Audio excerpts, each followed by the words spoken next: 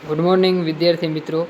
આજે આપણે વિકાસશીલ અર્થતંત્રના લક્ષણો વિશે સમજીશું। તો સૌથી પહેલાં વિકસિત અર્થતંત્ર અને વિકાસશીલ અર્થતંત્ર માથાદીઠ આવકના આધારે અલગ પાડવામાં આવે છે। વિશ્વ બેંકના 2004ના વિશ્વ વિકાસ અહેવાલમાં 735થી ઓછી માથાદીઠ આવક ધરાવતા દેશોને વિકાસશીલ અર્થતંત્ર તરીકે ઓળખવામાં આવે છે। વિકાસશીલ અર્થતંત્રના મુખ્ય લક્ષણો નીચે મુજબ ગણવામાં આવે છે। તો વિકાસશીલ અર્થતંત્રના લક્ષણો આપણે જોઈશું। સૌથી પહેલાં નીચી માથાદીઠ આવક। વિકાસશીલ દેશોના રાષ્ટ્રીય આવક નીચી જોવા મળે છે, જ્યારે વસ્તી વૃદ્ધિનો દર વધુ હોવાથી માથાદીઠ આવક નીચી રહે છે। નીચી માથાદીઠ આવકને કારણે જીવનધોરણ નીચું રહેવા પામે છે। આપણે જોઈએ છીએ કે જે ભારત જેવા દેશો વિકાસશીલ જે વિકાસ થઈ રહ્યો છે તેવા દેશોની રાષ્ટ્રીય આવક નીચી જોવા મળે છે, જ્યારે વસ્તી વૃદ્ધિનો દર વધુ હોવાથી માથાદીઠ આવક પણ નીચી રહે છે। નીચી માથાદીઠ આવકને કારણે લોકોનું જીવન ધોરણ નીચું રહેવા પામે છે, કે જે પોતાની પ્રાથમિક જરૂરિયાતો, કે જે અમુક એવા લોકો હોય છે કે જે પોતાની પ્રાથમિક જરૂરિયાતો અનાજ, કપડાં, રહેઠાણ, વાહન વ્યવહારની સુવિધા, તે પ્રાથમિક જરૂરિયાતો પણ અમુક વર્ગના લોકો સંતોષી શકતા નથી, જેથી રાષ્ટ્રીય આવક નીચી હોવાથી તેની માથાદીઠ આવક પણ નીચી હોય છે। જેથી વસ્તી વધારે હોવાથી તેની માથાદીઠ આવક નીચી રહેવા પામે છે। પછી આપણે જોઈશું વસ્તી વૃદ્ધિ। વિકાસશીલ રાષ્ટ્રોમાં વસ્તી વધારો વધુ જોવા મળે છે। આવા દેશોમાં વસ્તી વૃદ્ધિનો દર 2% અથવા તેનાથી પણ વધુ જોવા મળે છે। આપણે જોઈતા હશું કે જે વિકાસશીલ દેશો હોય છે તેમાં વસ્તી સૌથી વધારે જોવા મળે છે। ચીન છે, પછી ભારત છે, જેમાં સૌથી વધારે વસ્તી હોવાથી તે લોકો પોતાની જીવન જરૂરિયાત ભૌતિક સુવિધાઓ પણ પામી શકતા નથી, કે જેથી રાષ્ટ્રીય આવક દેશની ઓછી હોવાથી તેની માથાદીઠ આવક ઓછી હોવાથી તે પોતાની સૌથી વધુ આવક પ્રાપ્ત કરી શકતા નથી। અમુક લોકો તો એવા હોય છે કે જે પોતાની પ્રાથમિક જરૂરિયાતો પણ પૂરતી કે મર્યાદિત સંતોષી શકતા નથી। પછી આપણે જોઈશું કૃષિ ક્ષેત્ર પર અવલંબન। વિકાસશીલ રાષ્ટ્રોમાં ખેતી મુખ્ય આર્થિક પ્રવૃત્તિ હોય છે, કે જે વિકાસશીલ દેશો હોય છે કે રાષ્ટ્રો હોય છે તેમાં સૌથી વધારે વ્યવસાય કે મુખ્યમાં આર્થિક પ્રવૃત્તિમાં ખેતી હોય છે, અને દેશના 60% લોકો કરતાં પણ વધુ લોકો રોજગારી માટે ખેતી પર આધારિત હોય છે। દેશના 60%થી વધુ લોકો પણ ખેતી પર આધારિત હોય છે, કે જે પોતાની ખેતીઓ દ્વારા અલગ અલગ પાકો દ્વારા ઉત્પાદન કરી અને પોતાની આવક પ્રાપ્ત કરતા હોય છે। દેશની રાષ્ટ્રીય આવકમાં પણ ખેતીનો ફાળો 25%ની આસપાસ હોય છે। દેશની રાષ્ટ્રીય આવકમાં સૌથી વધુ ખેતીનો ફાળો હોય છે। તેથી કૃષિ ક્ષેત્ર પર અવલંબન જે દેશો હોય છે તેની સૌથી વધારે આવક ખેતી પરની હોય છે, અને લોકો તેના દ્વારા જ આવક પ્રાપ્ત કરી પોતાની ભૌતિક સુવિધાઓ કે સુખ સગવડો પામતા હોય છે। પછી આપણે જોઈશું આવકની વહેંચણીની અસમાનતા।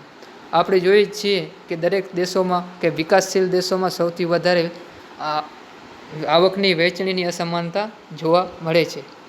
વિકાસશીલ રાષ્ટ્રોમાં આવક તથા ઉત્પાદનના સાધનોની વહેંચણીમાં અસમાનતા જોવા મળે છે। આ અસમાનતા ગ્રામીણ અને શહેરી બંને વિસ્તારોમાં જોવા મળે છે। દેશના ટોચના 20% ધનિક લોકો રાષ્ટ્રીય આવકનો 40% હિસ્સો ધરાવતા હોય, અને તળિયાના 20% ગરીબ લોકો રાષ્ટ્રીય આવકનો 10% હિસ્સો ધરાવતા હોય છે। આમ વિકાસશીલ રાષ્ટ્રોમાં આવક અને સંપત્તિનું કેન્દ્રીકરણ ધનિક લોકોમાં થયેલું જોવા મળે છે। આપણે જોતા જ આવીએ છીએ કે જે વિકાસશીલ દેશો હોય છે તેમાં આવકની વહેંચણીની અસમાનતાઓ જોવા મળે છે, કે જે ધનિક લોકો છે 20%, તે રાષ્ટ્રીય આવકનો 40% હિસ્સો ધરાવતા હોય છે, અને જે તળિયાના કે ગરીબ લોકો હોય છે 20%, તે રાષ્ટ્રીય આવકનો 10% જ હિસ્સો ધરાવતા હોય છે। જેથી સૌથી વધારે આ દેશોમાં જે ધનિક છે તે ધનિક બનતા જાય છે, અને જે સૌથી વધારે ગરીબ કે મધ્યમ વર્ગ છે તે નીચલી કક્ષાની હરોળમાં કે જે ગરીબ બનતા આવે છે। જેથી જેની પાસે પૈસા વધારે છે તે જે પૈસેદાર જ બનતા જશે, અને તે પોતાની સુખ સગવડો અને પ્રાથમિક જરૂરિયાતો પણ મોજ શોખથી જીવી શકશે. પરંતુ જેની પાસે પૈસા નથી, કે જે 10% હિસ્સામાં લોકો આવે છે, તે પોતાની વસ્તુઓ પ્રાથમિક જરૂરિયાતો પણ સંતોષી નહીં શકે અને કંઈ પણ પોતાનો વિકાસ પણ નહીં કરી શકે.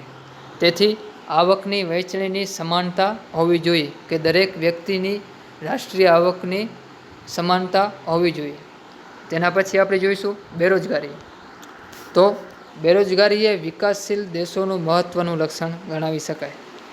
બેરોજગારી જે સૌથી વધારે વિકાસશીલ દેશોમાં જ હોય છે, કે જે સૌથી વધારે યુવાન લોકો કે બેરોજગાર ફરતા હોય છે, કે જે પોતાને રોજગારી મેળવી હોવા છતાં પણ રોજગારી મળતી નથી. આ દેશોમાં બેરોજગારીનું પ્રમાણ કુલ શ્રમિકોના 3% કરતાં વધુ હોય છે. આ દેશોમાં બેરોજગારી જુદા જુદા સ્વરૂપે, જેવી કે મોસમી બેરોજગારી, છુપી બેરોજગારી, ઔદ્યોગિક બેરોજગારી વગેરે જોવા મળે છે. જે બેરોજગારી લાંબા ગાળાની હોય છે.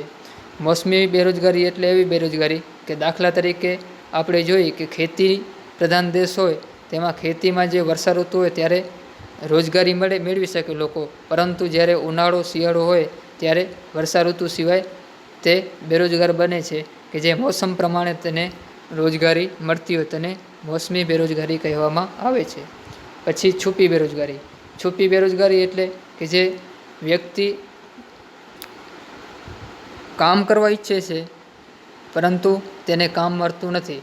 જ્યાં 3 લોકોની જરૂરિયાત છે, ત્યાં 6 લોકો કામ કરે છે, પરંતુ જે 3 બીજા એક્સ્ટ્રા લોકો જે કામ કરે છે તે છુપી બેરોજગારી છે, કે જે 3 લોકો દ્વારા કામ થઈ જતું હોય, પરંતુ ત્યાં 6 લોકો લગાડે છે કામમાં.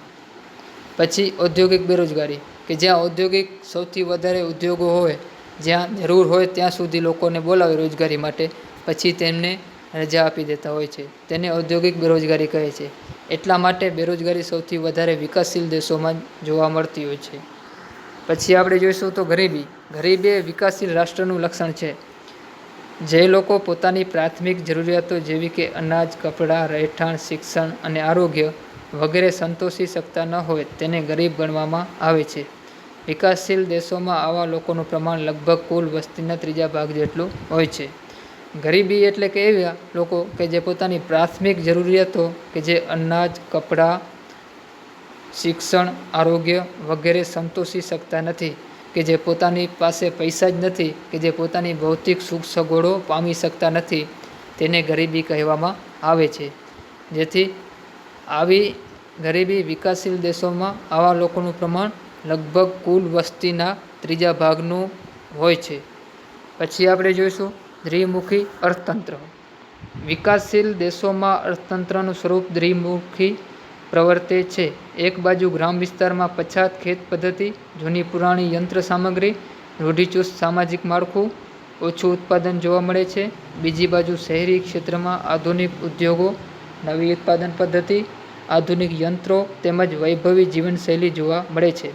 દ્વિમુખી અર્થતંત્ર એટલે એવું અર્થતંત્ર કે જે ગામડાઓમાં જૂની પદ્ધતિ દ્વારા જે ખેતી કરવામાં આવતી હોય, કે પહેલાંના સમયમાં બળદગાડા દ્વારા જે ખેતી કરવામાં આવતી હોય, તેને જૂની પુરાણી યંત્ર સામગ્રી દ્વારા ખેતી કહેવામાં આવે છે.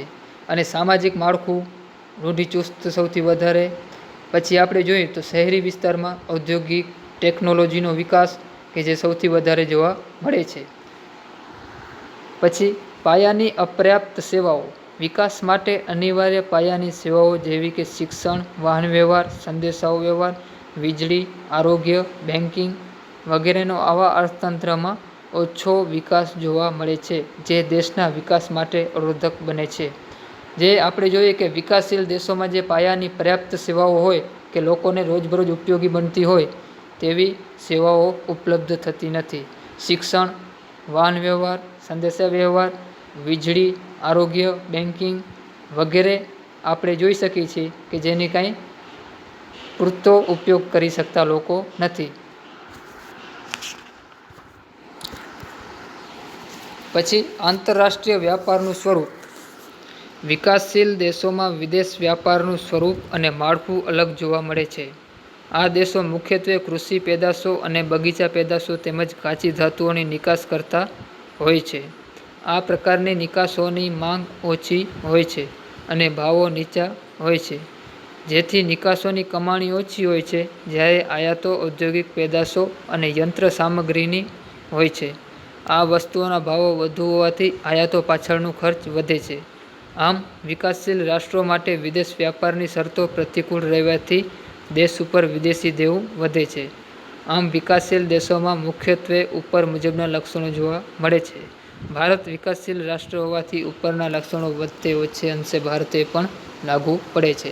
આપણે જોતા હોઈશું કે આંતરરાષ્ટ્રીય વેપારનું સ્વરૂપમાં કે જે આપણે કોઈ પણ વસ્તુની કે માલની કે નિકાસ કરીશું તેના પાછળ આપણે ઓછો કમાણી કરી શકશું, પરંતુ જે આપણે વસ્તુ આયાતો કરીશું તેમાં સૌથી વધારે આપણને રૂપિયા કે દેવું આપણને આપવું પડતું હોય છે, જેથી રાષ્ટ્રનું દેવું સૌથી વધારે આયાતોમાં જ વધતું હોય છે.